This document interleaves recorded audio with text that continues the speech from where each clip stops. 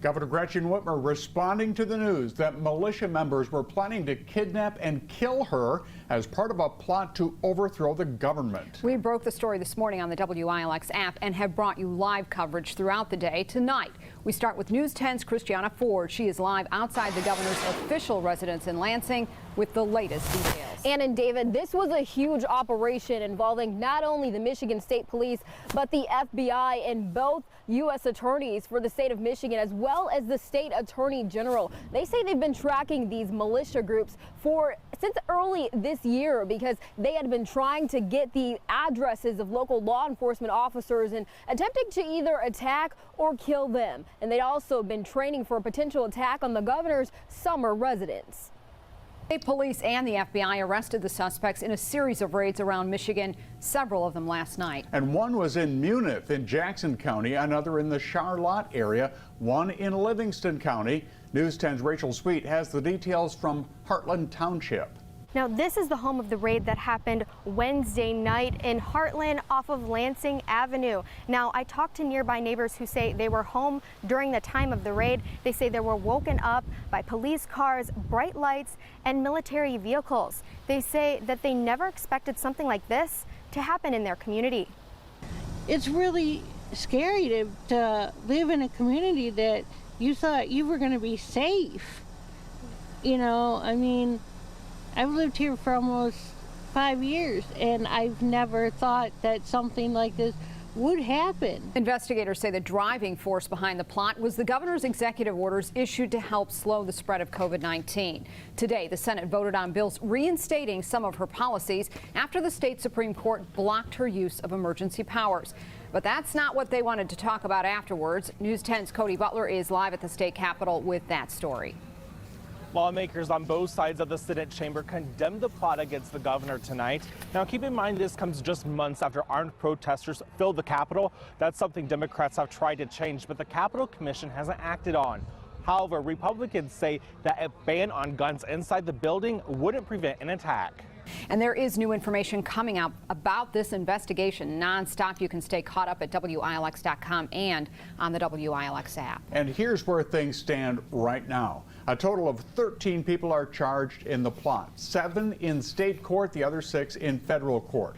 12 of them are from Michigan. The other man is from Delaware.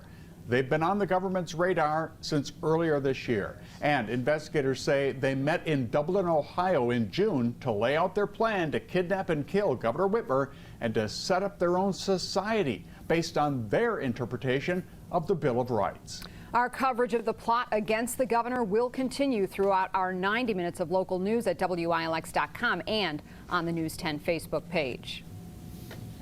The 2 men you see here, who are Jackson County residents, allegedly had a role in this conspiracy. News 10's Kellen Buddy live in Munith tonight with more details on that. And Kellen, what can you tell us from there? Yeah, 2 men were arrested at this house on Dunn Road behind me earlier this morning. Joseph Morrison and Pete Musico, who both live here, were taken into police custody and arraigned in Jackson County this afternoon. The Attorney General's office say they are founding members of a group called the Wolverine Watchmen, and that this facility or this house, this property, was used for tactical. Coming up on News 10 at 6, you'll hear about their day in court, and you'll learn a little bit more about who these people are. Reporting live in Munith, I'm Kellen Buddy. David, back to you.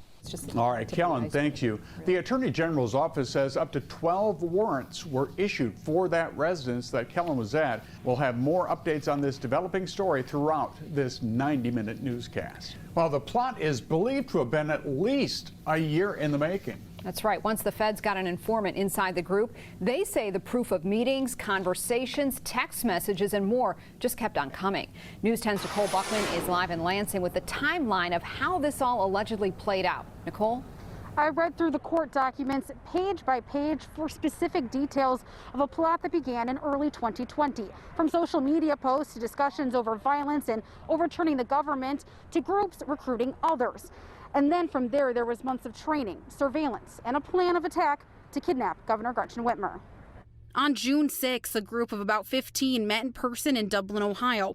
At this meeting, they allegedly talked about creating a society that followed the U.S. Bill of Rights and to be self-sufficient. They talked about murdering tyrants and taking a sitting governor. The group reached out to a known Michigan militia group, one that has been on the FBI radar since March. Throughout June, the group met for field training exercises on several private properties in Michigan. June 14th, a call out for needing 200 men to storm the Capitol building and take hostages, including the governor, all before the November election. June 18th, 3 of the suspects met with members of the militia group at a Second Amendment rally at the state capitol in an effort to recruit more members. June 20th, another meeting in a basement of a Grand Rapids business in a trapped door under a rug, allegedly discussing plans for assaulting the Capitol, countering first responders, and using Molotov cocktails to destroy police vehicles. On June 25th, one of the suspects ranting about the governor in a private Facebook group, saying, "I don't know, boys, we have to do something." Just 3 days later, a tactical training took place in Munith, Michigan, in a Jackson County residence of a militia group member. Throughout July, there were other meetings for firearms and tactical training, including a weekend in Cambria, Wisconsin, where the group attempted to construct explosive devices, discussing attacking the Michigan State Police facility and the governor's vacation home in Antrim County. On July 27th, it was back to the Grand Rapids business, allegedly discussing specifics on the best time to abduct and kidnap the governor, describing it as a snatch and grab.